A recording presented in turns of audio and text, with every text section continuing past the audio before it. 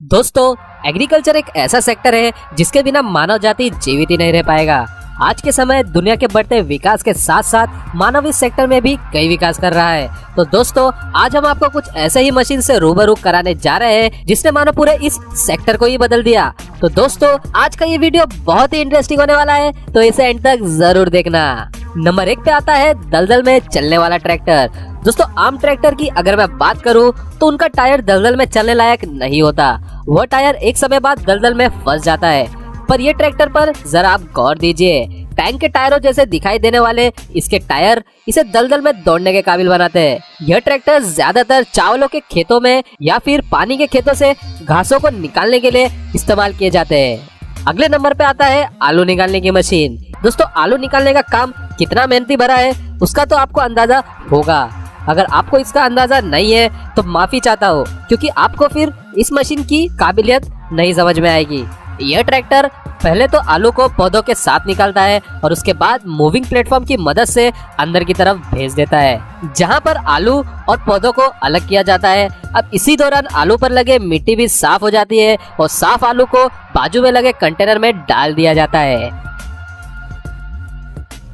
अगले नंबर पे आता है खेत जोतने की मशीन। दोस्तों, आप कहोगे कि हमें तो पता है कि ट्रैक्टर एक मशीन है जो खेत जोतने में काम आता है, पर दोस्तों मजे की बात यह है कि अब हम जो मशीन आपको दिखाने जा रहे हैं वो हजारों एकड़ जमीन को बस कुछ घंटों में ही जोत सकती है। यह देखिए दोस्तों, यह ट्रैक्टर खेतों को मानो ऐसे जोतने की काबिलियत रखता है कि मानो हजारों एकड़ जमीन इसके बाएं हाथ का खेल हो।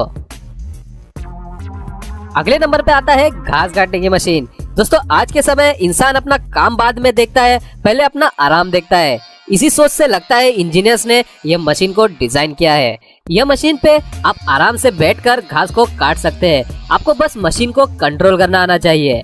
फिर क्या, फिर तो मानो आपके लिए यह काम आराम में तब्दील हो जाएगा। अगले नंबर पे आता है अंडरग्राउंड ड्रेनेज सिस्टम बनाने की मशीन। दोस्तों, यह मशीन आपको जमीन के अंदर गटर का पाइप हो या फिर पानी का पाइप हो, दोनों कार्य बड़े आराम से पूरा कर सकता है, और वह भी बिना कोई सबूत छोड़े।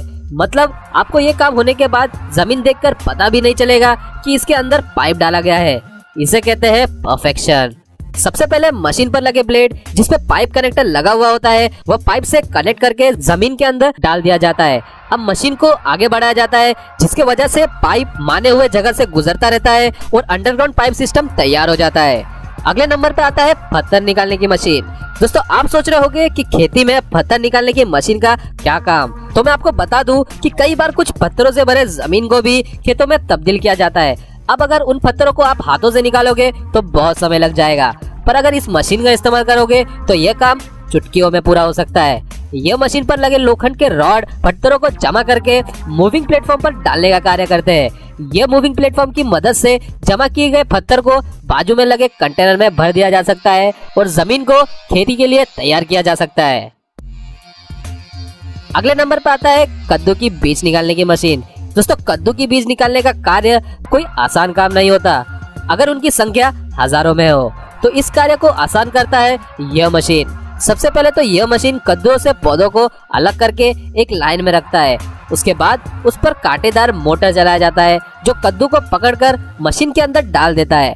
अब मशीन के अंदर कद्दू के छिलके निकाल दिए जाते हैं और बीज को साफ करके एक कंटेनर में डाल